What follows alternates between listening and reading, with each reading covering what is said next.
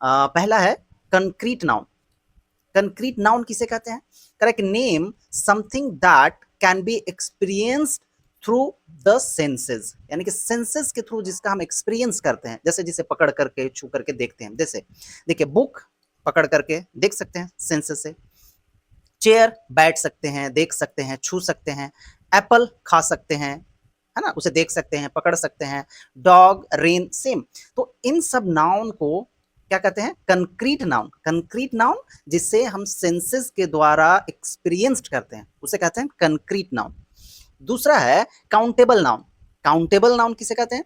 Countable noun can be counted as individual units and normally has singular and plural forms. Correct, countable noun जिसे हम count कर सकते हैं individually, right, और वो यूजुअली क्या होते हैं? सिंगुलर और प्लूरल हो सकते हैं। जैसे वन बुक, एक किताब, टू बुक्स, यहाँ पे ये प्लूरल हो गया, two books, one book singular है, अ स्टूडेंट, एक विद्यार्थी, मेनी स्टूडेंट्स, बहुत सारे विद्यार्थी। तो इस तरह से काउंटेबल नाउन जिसे हम काउंट कर सकते हैं, गिन सकते हैं, और गिनने के क्रम में क्या होता है? ये सिंगुलर भी हो सकते हैं और प्लूरल भी हो सकते हैं। थर्ड है अनकाउंटेबल नाउन।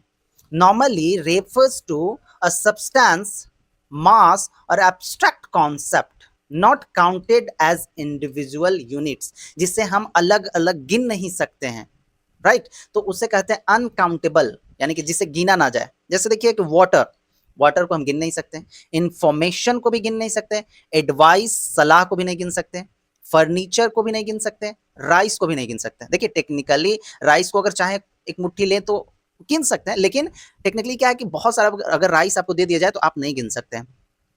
तो इंग्लिश वालों ने इसे क्या रखा है? अनकाउंटेबल के कैटेगरी में रखा है। अनकाउंटेबल नाउन जिसे हम गिन नहीं सकते। अब कंपाउंड नाउन। कंपाउंड नाउन किसे कहते हैं? करेक्ट, मेड फ्रॉम टू और मोर वर्ड्स, जो दो या दो से ज्यादा वर्ड से बने होते हैं, that function together as one noun. दो वर्ड से बने हैं या उससे ज्यादा से, लेकिन function as a noun, one noun करते हैं। जैसे जैसे टूथ ब्रश, जिससे हम लोग दांत साफ करते हैं। देखिए यहाँ पे दो वर्ड हैं, एक है टूथ मैंने दांत, और ब्रश ब्रश, ये दोनों को मिला दिए तो बन गया toothbrush. Where is my toothbrush? मेरा टूथ ब्रश कहाँ है? तो देखिए दो वर्ड से मिलकर के बना है कंपाउंड। कंपाउंड का मतलब ही होता है दो या दो से अधिक से बना हुआ। अब देखिए क्लासरूम, इसमें दो वर्ड से बना हुआ है एक वर्ड, एक है क्लास और एक है रूम। बस स्टॉप, बस और स्टॉप दो मिलकर बने हैं एक compound noun. Mother in law, mother in law किसे कहते हैं? सासू माँ कहते हैं। तो मदर और इन लॉ ये तीन वर्ड से मिलकर के बना है। तो जब दो या दो से अधिक वर्ड से बना हो कोई नाउन तो उसे हम कहते हैं कंपाउंड नाउन। अब नाउन फ्रेज, नाउन फ्रेज किसे कहते हैं? कह रहा है कि a group of words centred on a noun, जो नाउन पे सेंटर होते हैं। ए ग्रुप ऑफ वर्ड्स, वर्ड्स के ग्रुप जो नाउन पे सेंटर होते हैं, यानी कि सबसे इंपॉर्टेंट उसमें नाउन होता है, and functioning as a noun phrase. तो वो क्या करते हैं? नाउन फ्रेज की तरह काम करते हैं। जैसे देखिए द टॉल बॉय, अगर इसमें से बॉय हटा दें तो इसका कोई मीनिंग ज्यादा नहीं रह जाएगा। द टॉल, क्या toll?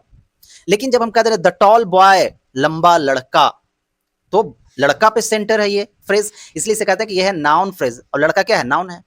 My new English teacher, मेरे नए इंग्लिश शिक्षक, टीचर नाउन है, इस पे सेंटर है ये ग्रुप्स ऑफ वर्ड्स।